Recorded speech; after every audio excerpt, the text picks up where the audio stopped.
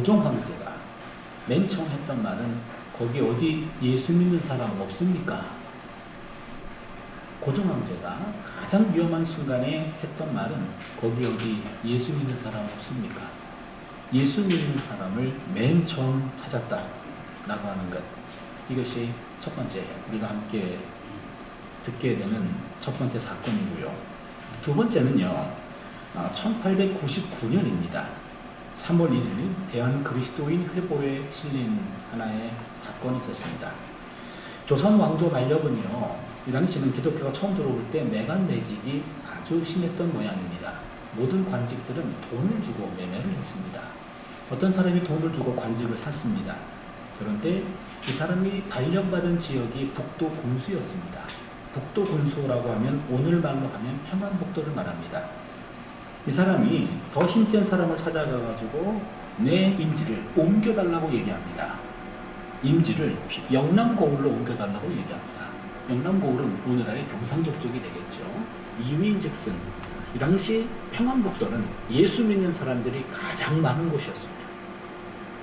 예수 믿는 사람들이 많은 곳은 부정이 통하지 않기 때문에 이 사람이 돈을 주고 관직을 샀고 임기 동안에 그 이상의 돈을 빼내야 되는데 하필이면 기독교인들이 많은 지역에 발령이 되면 부정이 안 통한다 이런 얘기죠. 영남고을은 기독교인들이 많지 않았기 때문에 그쪽으로 임지를 옮겨달라라고 이야기했던 거예요. 두 번째 에피소드입니다. 마지막 세 번째는요, 1919년 3월 1일입니다. 우리가 알고 있는 3.1절입니다. 1919년 3.1절이 일어나고 난 다음에 일본 수사관들끼리 주고받았던 대화, 그것이 십몇 년 전에 문서로 발견됩니다. 그 내용인즉슨 이렇습니다. 일본인 윗수사관이 아래 수사관에게 명령합니다. 이번 3월 1일 일어난 폭동의 주동자들은 조선 야소교인들이기 때문에 조선인을 붙잡아 놓고 예수를 믿는지만 묻고 만약에 믿는다고 하면 무조건 잡아들여라 그랬습니다. 일본인 아래 수사관이 윗 수사관에게 말합니다. 만약에 예수를 믿으면서도 안 믿는다고 하면 어떻게 할까요? 그랬습니다. 그랬더니 윗 수사관이 말합니다. 조선 야소교인들은 거짓말을 못한다. 이 사건입니다. 조선 야소교인들은 거짓말을 못한다. 그 당시 일본 수사관들끼리 하는 말이었습니다. 이 당시 기독교 인구는 1% 남짓했습니다. 1%밖에 되지 않았던 우리 선배 기독교인들은 그 민족적 과제 앞에 그들은 최전방에 섰고 그 책임을 묻는 그 자리에서 그들은 거짓말하지 않았습니다. 3.1절 때문에 감옥에 갇힌 조선 사람들 가운데 40% 이상이 기독교인이었다라고 합니다. 그들은 정직하게 감옥에 들어갔고 그곳에서 기도하고 찬송하며 오히려 감옥을 교회로 만든 이러한 상당히 기적같은 사건이 우리 선배들에게 있었습니다. 제가 지금 세 가지 사건을 말씀드렸습니다. 우리나라의 기독교가 처음 들어왔던 지금부터 약 130년 전입니다. 그 당시에 국가가 가장 위기 속에 있을 때 최고 권력자가 찾았던 사람은 바로 기독교인이었고, 그리고 예수 믿지 않는 사람도 예수 믿는 사람들의 도덕성은, 정직성만큼은 인정해 주었습니다. 부정이 통하지 않는 사람이었습니다. 그 당시 우리와 적대관계에 있었던 일본 사람들도 조선 기독교인들만큼은 그들은 거짓말을 안 하는 사람이다. 그들 앞에 힘에 우리가 무릎은 꿇었지만 우리의 도덕성은, 특히 예수 믿는 사람들의 도덕성은 그 당시 일본 사람들을 압도했던 이런 시절이 있었습니다. 이게 130년 전입니다. 오늘날 기독교 인구는 약 18점 몇 %에 해당합니다. 많이 늘었습니다. 우리의 힘은 세졌습니다. 그러나 우리의 도덕성과 우리의 정직성은 선배들만 못하지 않을까요? 한세대학교가 옛날에는 신학대학이었습니다. 그러다가 종합대학으로 바뀝니다. 종합대학으로 바뀌고 난 다음에 이제는 수원에 있는 어느 대학과 함께 교수들끼리 모여서 세미나를 한 적이 있었습니다. 언제부터 저는 명함을 잘 안 가지고 다닙니다. 명함에 보면은 목사가 돼 있고, 그 다음에 구약학이면 당연히 목사거든요. 당연히 기독교인이고. 근데 기독교인이 아닌 사람들하고도 학자들 간에 교제를 해야 될 때가 있기 때문에 별로 명함을 잘 안 가지고 다니는데요. 그때 교수들과 만나면 이제 교수들이 서로 명함을 이렇게 주고받으면서 나는 이런 걸 전공합니다. 선생님은 뭘 전공하십니까? 이렇게 묻곤합니다. 저는 잘 받긴 받아요. 참 좋은 거 전공하십니다. 근데 저한테는 저는 명함을 준비를 못했습니다. 선생님은 뭘 전공하시나요? 예, 재밌는 거 합니다. 이 정도만 얘기합니다. 그랬더니 어느 분이 갑자기 살짝 오셔가지고 저한테 혹시 목사님 아니세요? 그래요. 왜요? 그랬더니 전 장로예요. 그러시는 거예요. 그러니까 이 지식인들 사회에서 예수를 믿는다라고 하는 것이 더 이상 자랑스러운 시대가 아니에요. 제 딸이 지금 기독교 대학을 다니고 있는데도 불구하고 교회 다니는 애들을 향해서 교회 안 다니는 애들이 너 미친 거 아니야? 그래요. 너 지금도 교회 다니냐? 너 미쳤니? 그래요. 그래서 제 딸이 우리 아빠가 목사라는 말을 안 하고 다닌대요. 그랬어요. 그냥 나 미쳐서 다니고 있어. 이 정도만 얘기 안 됩니다. 요즘 기독교인들이 우리 한국 사회에서 그렇게 우리가 존중받지 못하고 있어요. 존중은커녕 우리를 이상한 사람으로 취급당하고 있는 게 오늘 우리의 모습입니다. 그렇다면 130년 전에 우리 선배들은 안 그랬어요. 1%밖에 지나지 않았는데 최고 권력자가 위험한 순간에 맨 처음 찾는 사람이었고, 예수 안 믿는 동족들도 예수 믿는 사람들은 부정이 안 통하는 사람이요. 우리가 적대관계 쓰던 일본 사람들도 조선 야소견들을 거짓말을 못해.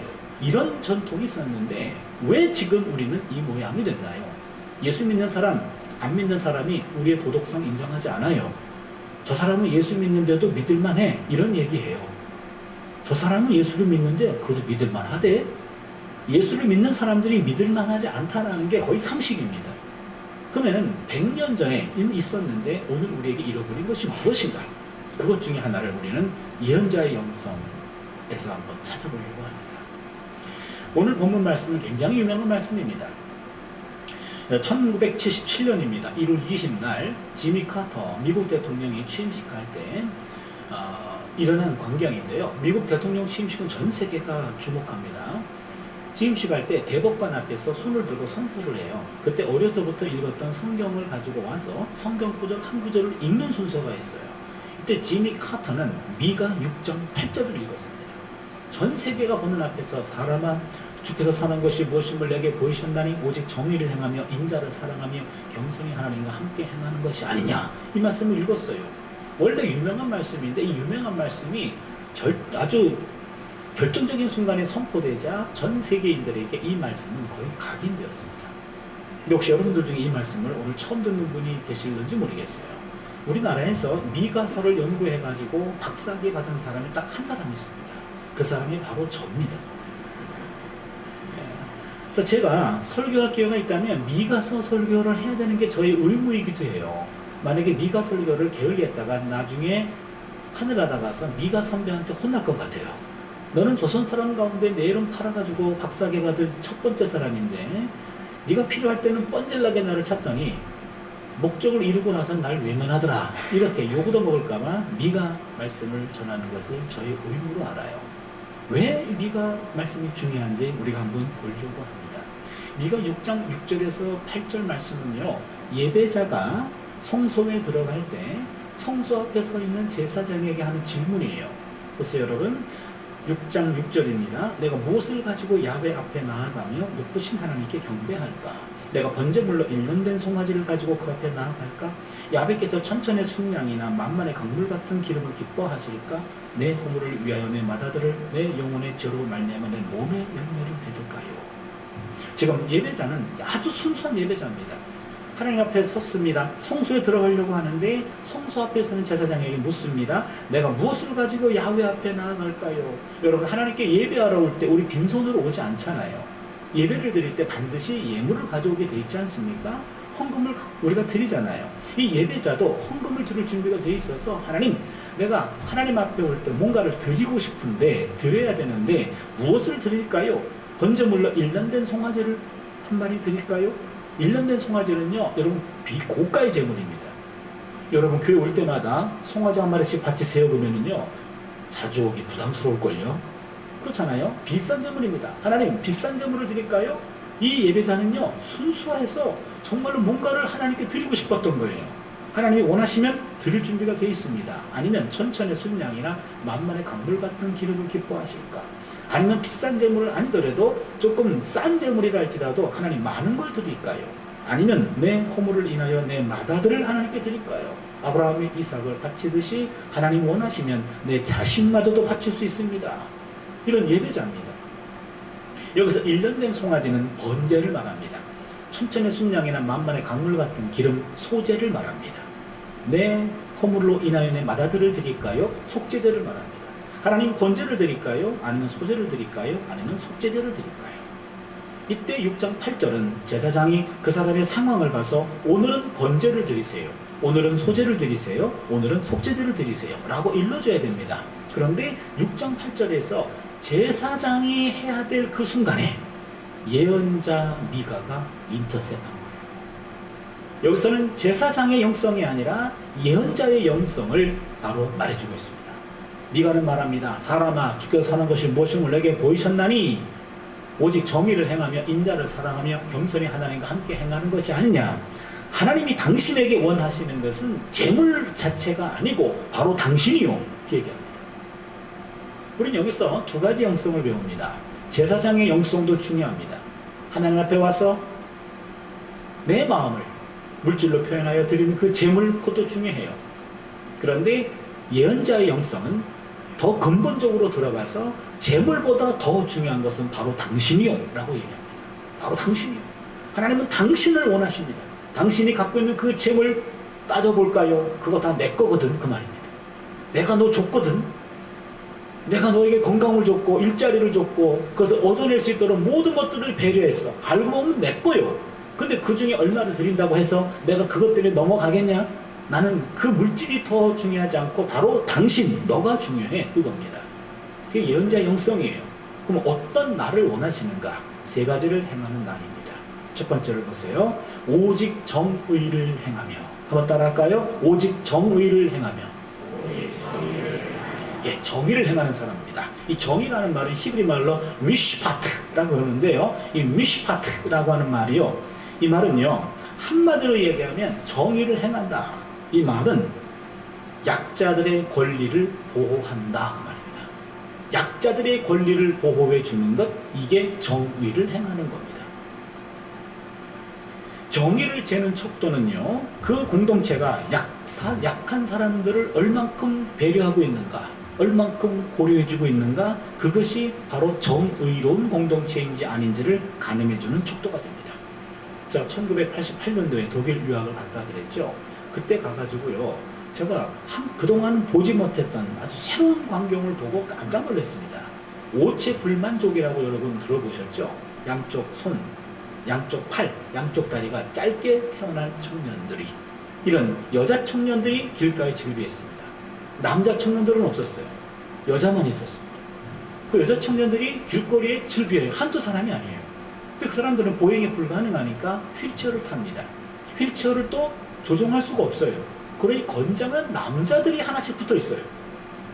그래서 참 이상했어요. 그런 분들도 처음 봤고, 그런 분들 뒤에 서 있는 그 휠체어를 밀어주는 남자 청년들도 참 다 남자예요. 저게 뭔 일인고 알고 봤더니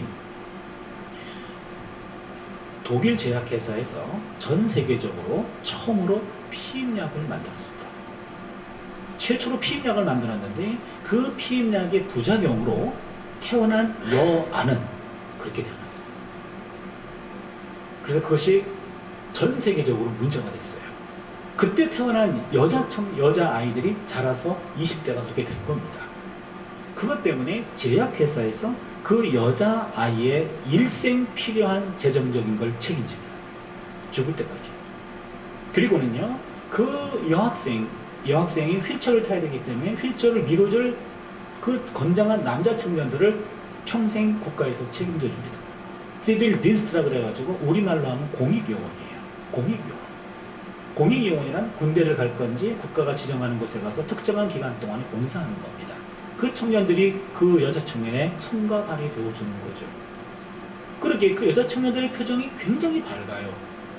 경제적으로 이미 문제가 없습니다. 그가 원하는 일은 능력만 되면 다 채용이 됩니다. 국가적으로 그를 서포트해 줍니다. 그리고 마을 사람들이 그런 사람들을 이상하게 보지 않아요. 그냥 평범한 사람으로 대합니다.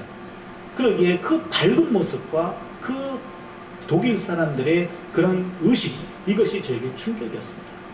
약자들을 배척하지 않고 약자들을 동등하게 대우해 줄 수 있고 약자들을 우선적으로 배려해 주는 그 모습이 저에게는 신선한 충격이었어요. 어떤 할아버지가 휠체어를 타고 버스 정류장에서 버스를 기다리고 있었어요. 저도 그것도 기이했습니다. 아니 누가 밀어주는 것도 아니고 혼자 휠체어를 끌고 오셨어요. 버스가 섰습니다. 그러더니 버스가 딱 서더니 이 보도블록 쪽으로 버스가 기울어요. 기울더니 운전기사가 밖으로 튀어나와요. 운전기사가 그 할아버지 휠체어를 밀어줍니다. 이미 버스는 기울었기 때문에 조금만 올려도 버스의 휠체어가 잘 들어가게 됐어요. 그리고 3석 내지 4석 정도를 고정시킬 수 있는 자리가 있습니다. 착하닥 고정시켜주고 운전석으로 가요. 그 운전기사의 표정을 봤어요. 귀찮아하는 그런 표정이 아니었어요. 거기 있는 승객들의 표정을 봤어요. 짜증내는 그런 표정도 아니었어요. 그 휠체어 탄 할아버지 모습을 봤어요. 전혀 미안해하지도 않아요. 저는 마치 한 가족이 버스를 대절해가지고 소풍 가는 줄 알았어요. 근데 그 모든 사람들은 그날 처음 본 사람들입니다. 약자들이, 보행에 불편한 사람들이, 휠체어를 탄 사람들도 얼마든지 어디든지 갈 수 있도록 돼 있고 누구든지 그런 사람들을 우선적으로 배려해 주는 것, 그것이 바로 독일이었습니다. 독일은 올해 종교개혁 500주년을 맞는데요. 독일은 교회 안에 성도들은 텅텅 비어 있습니다. 그러나 기독교적인 마인드와 기독교적인 어떤 사상을 가지고 살아가는 사람들이 사회 저변에 깔려 있어요. 기독교 문화 강국입니다.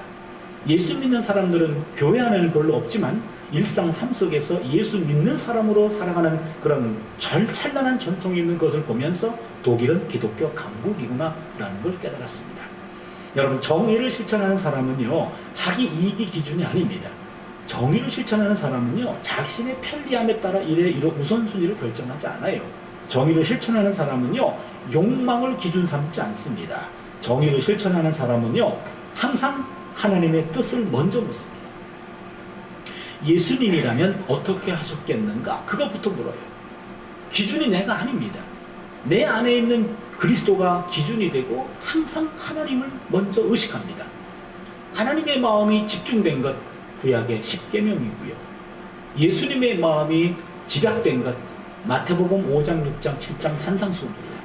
그러기에 십계명을 늘 마음속에 두고 산상수훈을 늘 마음속에 두면서 내 삶의 기준을 그 말씀 삼아서 항상 하나님이라면 어떻게 하겠는가? 예수님이라면 어떻게 하셨겠는가? 그걸 기준 삼아 사는 것이 정의를 실천하는 사람이에요. 우리 사회는 정직하고 공의롭게 살면 오히려 손해본다는 생각을 하는 사람들이 많아요.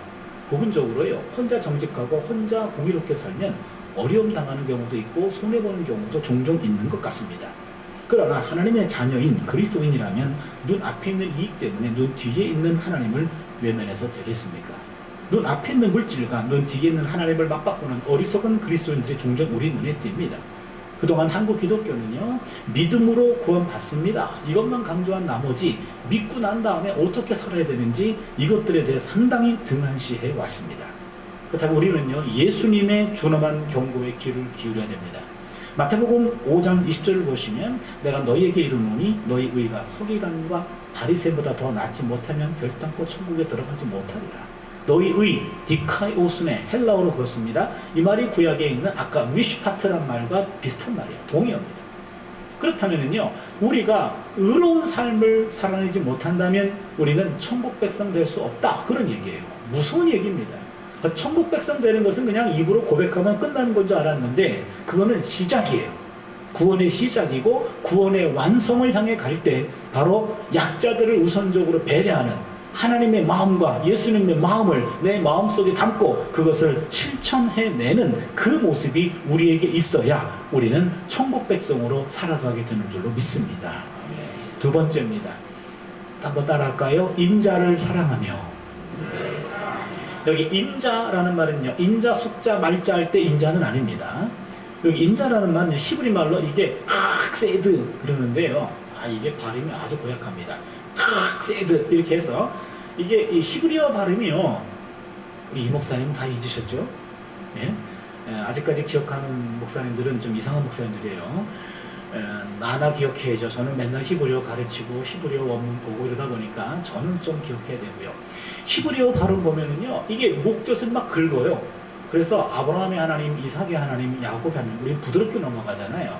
근데 랍비들 발음하는 거 보면 아브라함, 이삭, 야곱 이럽니다. 이게 아브라함, 이삭, 야곱. 그래서 이게 목을 막 긁어요. 후둠이라 그래가지고 목을 확확 긁습니다. 그래서 이 헤세드라는 말도 이게 잘 듣고 한 번만 따라해 주세요. 가래 뱉기 직전이에요. 강도 조절하세요. 한 번만 따라해주세요. 헤세드. 예, 그겁니다. 예, 평상시에 아주 뭐하는 좀 화가 좀 많이 있었던 모양이네요. 헤세드 해가지고요. 이 발음 몇 번 했다가 목이 잠기니까 헤세드란 말로 바꿔 불러요. 헤세드.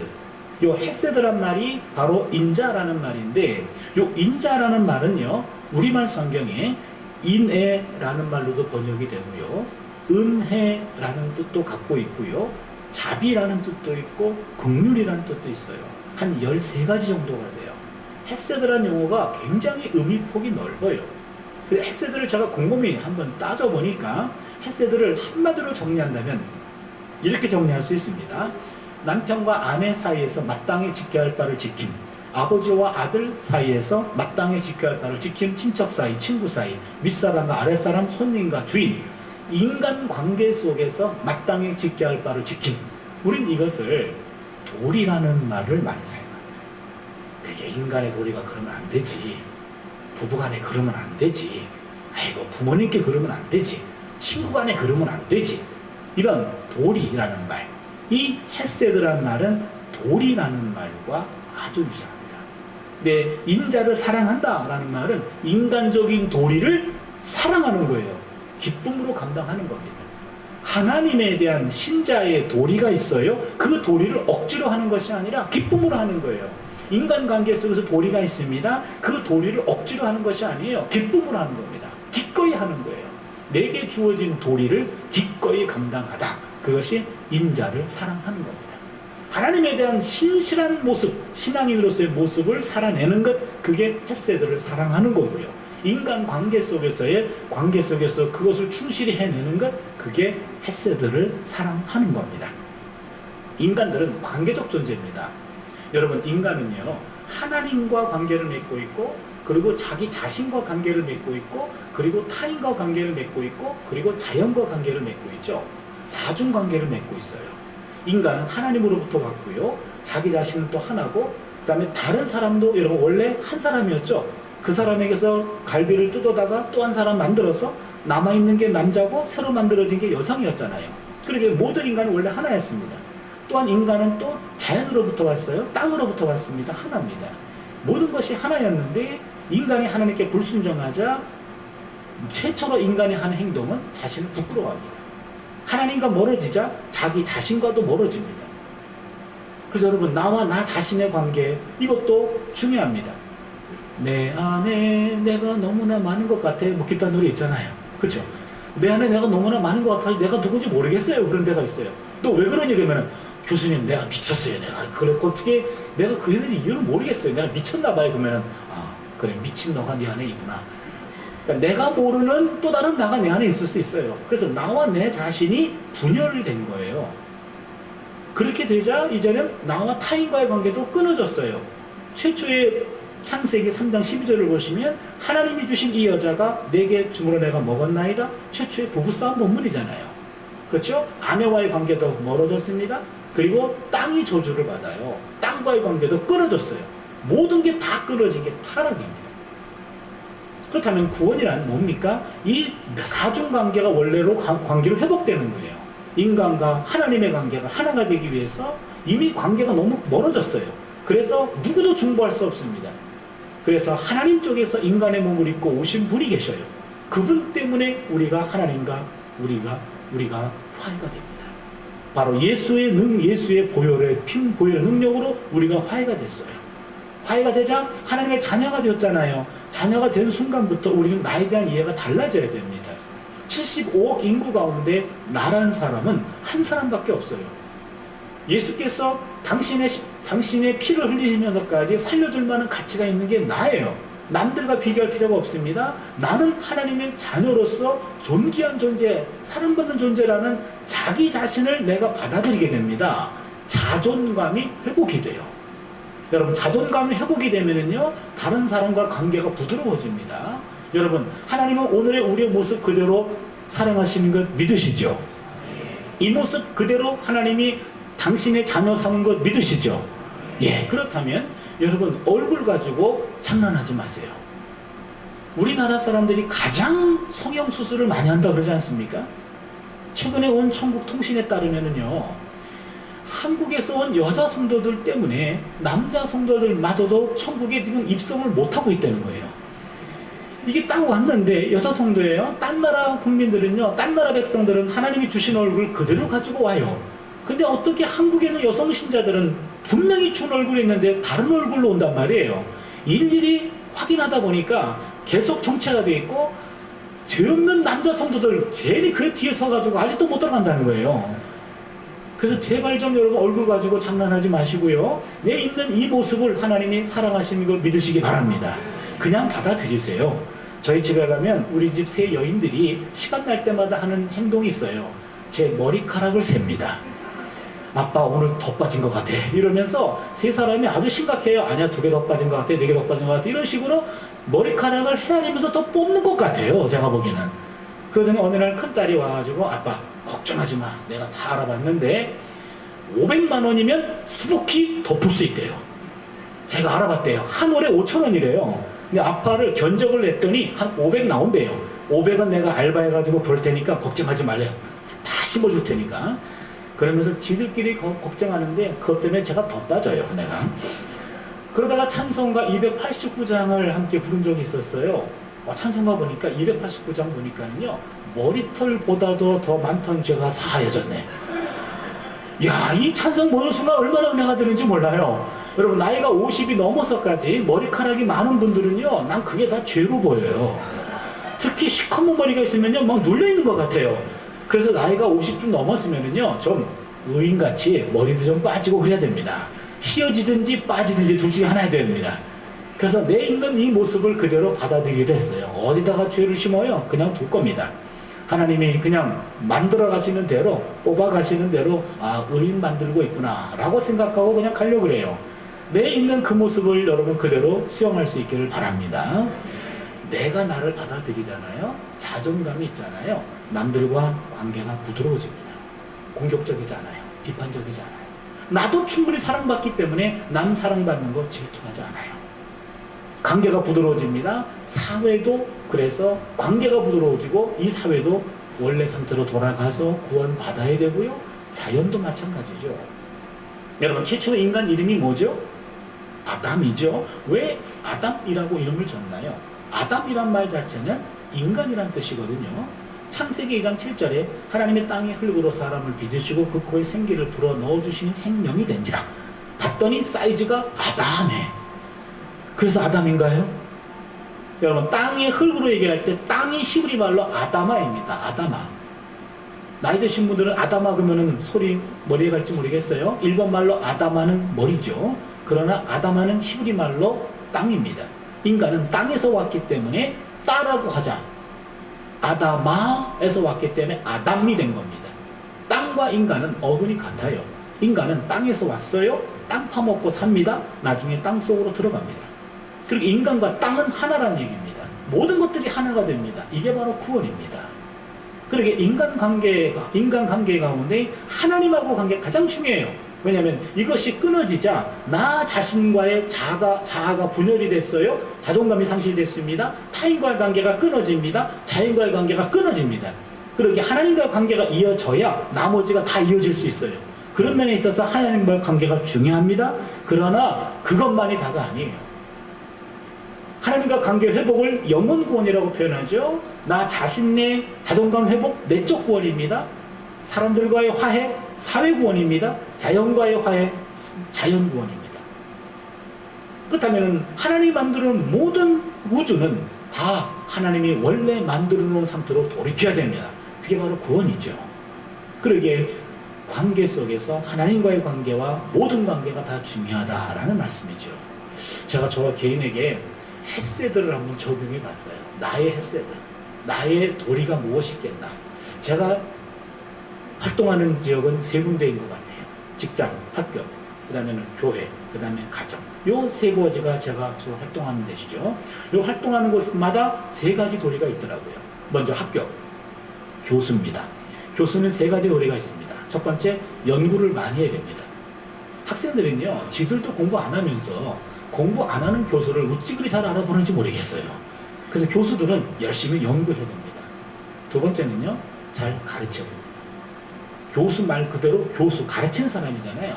참 많은 지식은 갖고 있지만 티칭 테크닉이 형편없으면요, 학생들은 머리 쥐어뜯으면서 수업 들어요. 가슴을 치면서 수업 듣으면 뭐 저렇게 못 가르치나 이러면서요. 학생들 전체를 아주 고통 중에서 고통으로 몰아넣을 수 있어요. 그래서 교수는 잘 가르쳐야 돼요. 세 번째는 봉사의 의무가 있습니다. 교수가 갖고 있는, 학자가 갖고 있는 전문 지식을 가지고 사회가 필요로 할 때 언제든지 인터뷰에 응합니다. 사회 문제가 일어나면 여러분 뉴스를 틀면은요, 각 분야의 전문가가 인터뷰에 응합니다. 대부분 교수들입니다. 그러기에 내가 갖고 있는 전문 영역이 사회가 필요할 때 언제든지 이것을 재능 부여할 수 있도록, 재능 기부할 수 있도록 하는 것. 그게 학자의 세 가지 도리가 되겠죠. 연구, 가르침, 교수, 봉사입니다. 저는 또 목사입니다. 목사는 또 세 가지 도리가 있는 것 같아요. 첫 번째 도리는 설교입니다. 설교의 도리가 있어서 저는 학자입니다만 또 목사로서 설교 요청이 오면 내 몸이 건강하고 시간이 되면은 가급적이면 응하려고 해요. 그러다 보니까 설교 요청하는 경우들이 꽤 좀 있어요. 그래서 어느 경우에는요, 제가 몇 년 전에는 주일날 5군데에서 설교한 적이 있었어요. 주일날 5군데. 뭐 7시, 그 다음에는 뭐 11시, 그 다음에는 오후 예배, 그 다음에는 7시, 9시, 11시, 그 다음에 1시 저녁 예배. 이렇게 해가지고 다녔는데, 인천, 그 다음에는 수원, 성남, 서울, 인천이었어요. 아주 그날 내가 어떻게 다녔는지 모를 정도로 열심히 다녔습니다. 한 200km 정도를 뗐던 것 같아요.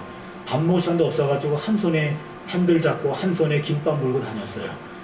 이랬더니 그래도 되더라고요. 저녁에 들어가서 이제 한 10시 넘어서 들어간 것 같아요. 근데 월요일날 못 일어나더라고요. 그래도 월요일날 휴강이에요. 학생들은 뭣도 모르고 좋아하더라고요. 화요일날도 몸이 컨디션이 안 좋아가지고 강의를 잘 못했어요. 그때 보고 제가 깨달았어요. 아, 이러면 안 되는구나. 절제해야 되는구나. 그때 이후로는 이제 주일 설교를 한 많아야 3번 정도. 오늘 이제 3번 하는 날인데요. 3번 정도 하려고 절제합니다. 아무튼 설교 요청 오는 거에 대해서 저는 감사함으로 응하려고 그래요. 의무가 있기 때문에요. 두 번째는요, 이게 신방이요. 저는 목회 안 하고 있습니다. 그냥 협동 목사로 있는데, 제가 있는 그 교회 협동 목사로 있는 그 교회에 가끔 어떤 집사님들이, 어떤 권사님들이 병원에 입원하시면은요, 좀 이상하신 분들이 가끔 계셔요. 물론 담임 목사님 오셔가지고 다 신방하셨어요. 기도도 했어요. 그런데 꼭 차준희 목사가 와서 기도해 줘야 내가 치료가 될 것 같아요. 그런 정신나간 분들이 가끔 있어요. 그럼 어떡합니까? 교회에서 장로님들도 갔지, 목사님도 갔지, 다 갔는데 차 목사는 왜 안 오냐는 거예요. 그럼 어떡합니까? 가야죠. 가서는요, 내 안에는 불만 충만하죠. 왜 나까지 불러 그러고, 불만 충만한데 가야 됩니다. 가서 병원 가요. 그리고 기도합니다. 근데요, 나요, 그게. 왜 났습니까? 내가 분명히 알아요. 내 안에 불만 충만한 거. 나는 알아요. 그렇지만 그분의 믿음 때문에 또 낫는 역사가 일어나더라고요.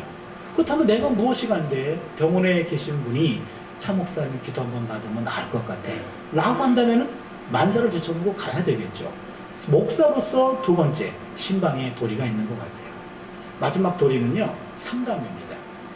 제가 생각하는 목사 도리 3가지 중에 설교와 신방과 상담 중에 제일 힘든 게 상담이에요. 상담은요, 학교에 있으면 이제 어떤 청년이 전화가 옵니다. 목사님, 왜? 좋은 일이 생겼습니다. 왜? 무슨 좋은 일인데? 목사님, 시간 좀 내주세요. 제가 크게 쏘겠습니다. 그럼 그래요. 그럼 좋은 일이냐? 예, 좋은 일입니다. 그래. 그럼 나 시간 없으니까 내 통장으로 쏴라. 그러고 끊습니다. 좋은 일은 내가 바빠가지고 만나줄 시간도 없고, 좋은 일이니까는 그동안 기도해줬던 게 응답이 된 것 같아요. 그냥 한번 쏘겠다는 거예요. 그러니 시간 없으니 통장으로 쏴라. 그러고 끊어요. 그런데 어느 경우에는, 목사님, 시간 좀 내주세요. 그럼 왜요? 그러면은, 만나서 얘기할게요. 그래요. 그런 얘기는 안 좋은 얘기입니다. 그걸 무조건 들어줘야 돼요. 그럼 갑니다. 가면은요, 정말로 힘든 내용이에요. 아무한테도 말할 수 없는 내용이에요. 그러니까 목사니까는 그냥 솔직히 다 얘기하는 거예요. 근데 들으면 들을수록 난 너무 힘들어요. 그 얘기가. 힘든데 이분은 엉엉 울면서 얘기해요. 그러니 집사님 좀 그만하세요. 이렇게 했다가는 시험 들 것 같아. 너무 남한테 말할 수 없는 그런 얘기들을 다 하는 거예요. 엉엉 울면서 얘기하는 거예요. 한 4시간 동안 들었네요. 난 너무 힘든데 이분은 다 울고 시컷 얘기하고 그러더니 목사님 기도해 주세요. 기도했어요. 갈 때는 얼굴이 활짝 펴가지고 할렐루야 그러고 가요. 저는 할렐루야가 아니에요. 그분이 한 얘기 가운데 내가 들어서는 안 될 너무 은밀한 얘기들을 너무 많이 하셨어요.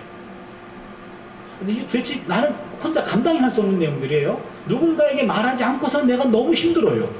그러면 어떡합니까? 이건 비밀스러운 일이기 때문에 누구한테도 전할 수가 없어요. 집에 계신 제 아내에게 가서 얘기합니다. 이 양반에게 4시간 동안 들은 내용을 제가 2시간이면 요약할 수 있어요. 2시간 동안 마구 얘기합니다. 마구 얘기하면 이 양반은 다 들어요. 다 잘 들어요. 또 듣고 잠그는 은사가 있어요. 이분은 아무한테도 얘기 안 해요. 나는 전했기 때문에 나는 해방됐어요. 이분은 어떻게 푸는지 모르겠어요. 참 고마우신 분인데요. 가끔 꿈속에서 풀긴 하더라고요. 꿈속에서 막 소리 지르고 이런 거 보면은 아 내가 그때 스트레스 줬던 거 지금 푸는구나. 나는 무서운 아내와 가끔 살아요. 그렇게 해서 스트레스를 이제는 푸는 거죠. 누군가는 들어줘야 되는데 들어주면 그분은 살아요. 이게 또 목사의 의무이기도 하고요. 가정에 가면 또 3가지의 도리가 있어요. 첫 번째는 같이 모시고 살지 않습니다만 어머님 한 분이 생존해 계시고 장인 장모님이 또 시골에 계시고요. 그러면은 세 어른에 대한 아들과 맞사위로서의 도리가 있겠죠. 자녀의 도리가 있습니다. 그리고는 또 집에 가면 아내가 한 분 계세요. 한 분 아내에 대한 남편의 도리가 있어요. 여러분 한 분 아내 그 비 맞추는 거 때로는 힘들어요. 아내가 한 분밖에 없는 게 얼마나 감사한지 몰라요. 솔로몬 씨께서는 1000명의 아내가 있는데 어찌 그리 비 맞춰 살았는지 모르겠어요. 아무튼 한 분의 아내 맞추는 거 만만치 않아요. 남편으로서의 도리가 있잖아요. 또한 우리 집에 딸이 2분 계시다 그랬잖아요. 2분 중에 한 분이 아주 똑똑하신 분이 한 분 계셔요. 그래가지고요 어느 날 집에를 들어갔는데 애들이 와가지고 압박으로 인사를 했는데 그냥 팽 토라져가지고 방으로 들어가요. 그래서 내가 따라 들어왔어요. 왜 그래 그랬더니 아빠의 눈이 자기를 무시했대요. 나는 아무 말도 안 했어. 그냥 인사 받은 것밖에 없는데 눈이 자기를 무시했대요. 방에 들어가가지고 막 화를 내고 있는 거예요. 야 어떡하면 되냐. 아빠가 눈이 작아서 그런 거지 그렇지 않아. 아빠 눈은 항상 너는 사랑의 눈초리를 보고 있어. 오늘은 이상했어 그러는 거예요. 그래가지고 걔 또 귀 맞추려면 만만치가 않아요. 아빠의 도리도 만만치 않습니다. 그럼 저에게는 9가지 도리가 있는 거예요. 직장에서 셋, 교회에서 셋, 가정에서 셋입니다. 9가지 도리 다 하나님의 일이에요. 그렇지 않나요? 9가지는 하나님이 내게 맡기신 일입니다. 그렇기 때문에 여러분 교회에서 일 하나님의 일 맞아요. 그러나 교회에서 일만 하나님의 일은 아닙니다. 직장에서 일도 하나님의 일이에요. 가정에서 일도 하나님의 일입니다. 여러분 가정 교회 일 때문에 직장도 팽개치고 가정도 팽개치는 것 그거는 올바른 신앙생활이 아닙니다. 저도 교회에서 설교의 목사의 도리와 가정에서 아빠의 도리가 충돌할 때 그때그때마다 기도합니다. 이 순간만큼은 목사의 도리가 우선이요. 아니야 아빠의 도리가 우선이야. 어느 경우에는 아빠의 도리를 우선으로 해서 설교를 취소할 때도 있습니다. 가정에서 주어진 그 일도 하나님의 일이에요. 가끔 우리 신학생들 우리 제자들 보면은요 엄마 아빠에게 불만이 있는 친구들이 있는데 어떤 불만이 있냐면 아빠 엄마가 장로 권사예요. 어려서부터 교회 일에만 그냥 전념했지 자신들을 내팽개친 거에 대해서 상처가 있는 애들이 꽤 있어요. 나는 우리 엄마 아빠 같은 신앙생활 안 할 거예요 그러는 거예요. 가족들도 돌볼 거예요. 그런 것들. 그러기에 여러분 인자를 사랑한다 라고 하는 것 그것은 내게 있는 그 자리에서 하나님이 내게 주신 그 일, 직장에서 일, 가정에서 일, 그 일을 소홀히 하지 않는 겁니다. 그거를 기쁨으로 감당하는 겁니다. 그 일을 사랑으로 감당하는 여러분 될 수 있기를 바랍니다. 마지막 3번째는요 겸손히 하나님과 함께 행하라. 여기 보시면 겸손히 하나님과 함께 행하라. 행하라라는 말은 히브리 말로 할라크라는 말은 걷다입니다. 하나님과 함께 걸어가는 겁니다. 하나님과 함께 걸어가는 거예요. 이게 중요합니다. 인생은 누구랑 같이 걷느냐에 따라서 인생은 바뀌는 거예요. 여러분, 에녹이라는 사람 여러분 아시잖아요. 창세기에 보면은요, 창세기 5장 24절에 에녹이 하나님과 동행하더니 하나님이 그를 데려가심으로 세상에 있지 아니하더라. 동행하더니가 할라크입니다. 에녹이 하나님과 걸어가더니 하나님이 그를 산채로 그를 데려가셨어요. 바로 동행한다. 누구랑 같이 걸어가느냐가 그 인생길을 결정하는 겁니다. 그러기에 겸손히 하나님과 함께 동행하는 것, 하나님과 함께 인생을 걸어가는 거예요. 여러분, 한 번도 하나님은 당신의 백성을 놓치신 적이 없습니다. 하나님은 이스라엘 백성들이 이집트에서 종살이할 때 그곳에 뛰어들어가셨고 모세를 통해 그들을 구원해내셨습니다. 그들이 광야를 보냈습니다. 척박한 광야를 보낼 때 40년 동안 구름기둥과 불기둥으로 그들과 함께 해주셨어요. 그들이 가나안 땅에 들어갑니다. 가나안 땅에서 하나님 그들과 함께 해주셨어요. 그들이 망합니다. 유다 나라가 바벨론에게 패망해요. 패망하고 바벨론으로 포로로 끌려갑니다. 포로로 끌려가는데도 하나님 동행해 주셨어요. 놀랐습니다. 한순간도 당신의 백성을 놓치지 아니하시고 끊임없이 함께 하시는 분이 우리 하나님이십니다. 그러게 두려워 말라, 내가 너와 함께 함이니라. 놀라지 마라, 나는 내 하나님이 됨이니라. 내가 너를 굳세게 하리라. 참으로 의로운 오른손으로 너를 붙들리라. 이사야 41장 10절 말씀이죠. 하나님은 한순간도 나를 잡은 손에서 놓은 적이 없어요. 내가 하나님의 손을 놓은 적은 있어도 하나님은 놓은 적이 없습니다. 그런데 문제는요, 사람입니다. 그리스도인이라고 하면서도 늘 함께 하시는 임마누엘의 하나님을 순간순간 놓치고 사는 것은 아닐까요? 하나님은 한순간도 우리를 놓지 않으셨는데 우리는 하나님의 손을 놓는단 말이에요. 하나님을 망각해버립니다. 늘 옆에 계셔주시는 하나님을 외면하는 것, 이보다 더 큰 교만이 있을까요? 문제가 생기고 어려우면은요, 하나님을 잊혀버려요. 하나님을 망각해버립니다. 근데 여러분, 걱정한다고 걱정이 없어지면 걱정이 없겠네요. 그렇잖아요. 뭐 걱정한다고 걱정이 없어지면 걱정이 없겠죠. 어떤 목사님이 성경에 걱정하지 마라, 염려하지 마라, 근심하지 말라 이 말을 일일이 찾아봤어요. 366번 나온대요, 성경에. 그분도 참 할 일이 많으신 것 같아요. 그냥 그대로 수용할 겁니다. 수용하겠어요? 그분 설명입니다.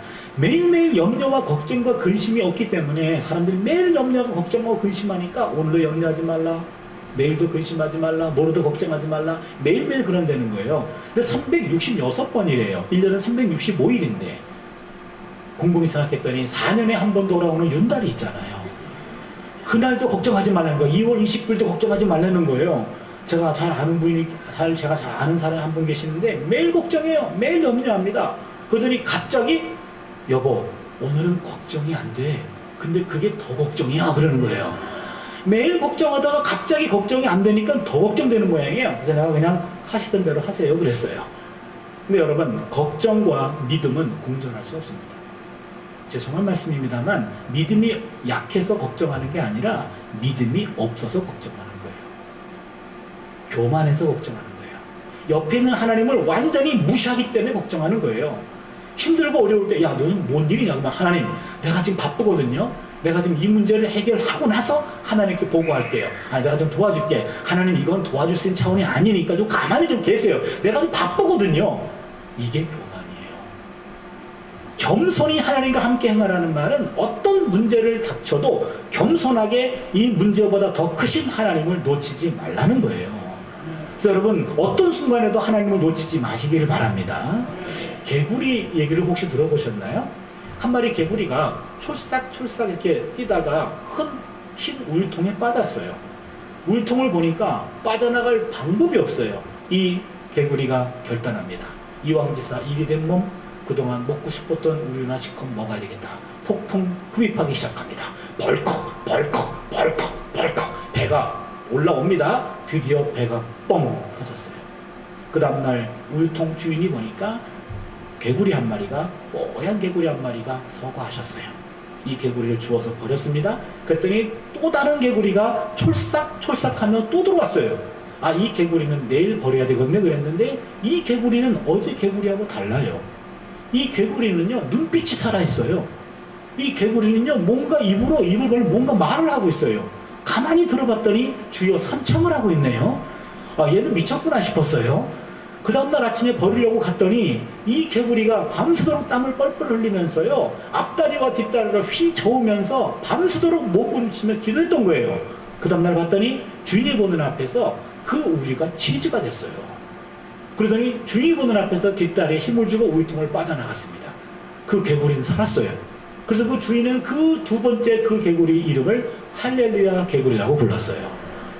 여러분, 똑같은 절망적인 상황인데 절망적인 상황에 절대자를 놓치지 않는 겁니다. 이 상황에서 나를 도와줄 수 있는 절대자, 그 하나님을 놓치지 않는 거예요. 그 하나님을 놓쳤을 때 자포자기합니다. 그 하나님을 인정했을 때 힘과 용기가 생기고 하나님의 개입이 생길 줄로 믿습니다. 그게 바로 믿음이에요. 겸손히 하나님과 함께 행하는 겁니다. 그렇다면 오늘 미가가 우리에게 요구하는 것 뭘까요? 오직 정의를 행하며 인자를 사랑하며 겸손히 하나님과 함께 행하라. 이 세 가지였어요. 근데요, 마태복음 23장 23절 말씀을 제가 읽어보고 깜짝 놀랐어요. 마태복음 23장 23절을 보시면, 와 있을진저 외식하는 서기관들과 바리새인들이여, 너희들이 박하와 회당과 근처에 11조를 드리되 율법에 더 중한 바 정의와 긍휼과 믿음은 버렸도다. 그러나 이것도 행하고 저것도 버리지 말아야 할지니라. 무슨 얘기입니까? 여러분, 마태복음 23장 23절은요 예수님의 유언입니다.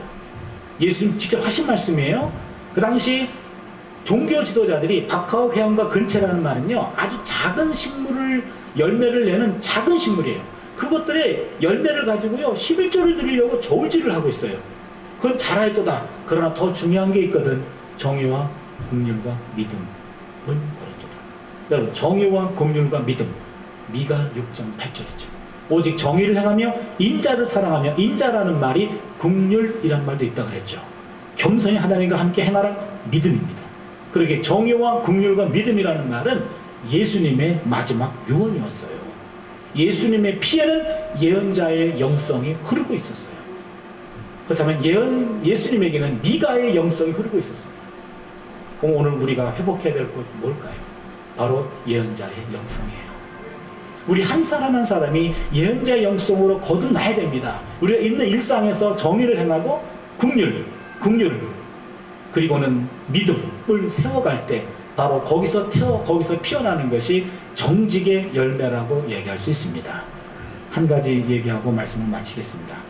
캐나다 총리였던 장 그레디암이라는 사람이 있습니다. 가난한 집안에서 19형제 가운데 18번째로 태어났습니다. 근데 여러분, 이게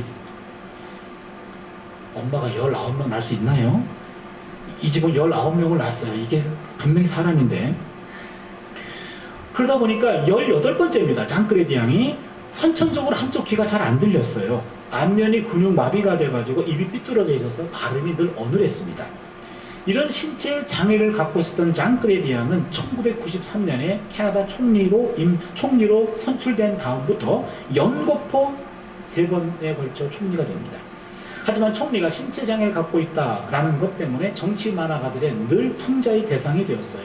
작은 사건도 크게 부풀려지고 항상 호기심의 대상이 되었습니다. 선거 유세를 다닐 때 일이었습니다. 여러분, 저는 언어 장애를 가지고 있습니다. 그 때문에 오랜 시간 고통을 당하기도 했습니다. 하지만 지금은 제가 가진 언어 장애 때문에 내 생각과 내 의지를 전부 전하지 못할까봐 참 고통스럽습니다. 여러분, 인내심을 가지고 제 말에 귀를 기울여 주십시오. 저의 어눌한 말이 아니라 그 속에 담긴 저의 생각과 저의 의지와 저의 철학을 좀 들어주십시오. 그때 반대파의 누군가가 소리칩니다.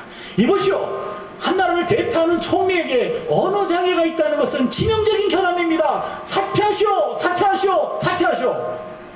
이런 소리가 들렸습니다. 장례는 완전히 물을 끼얹듯 조용해졌어요.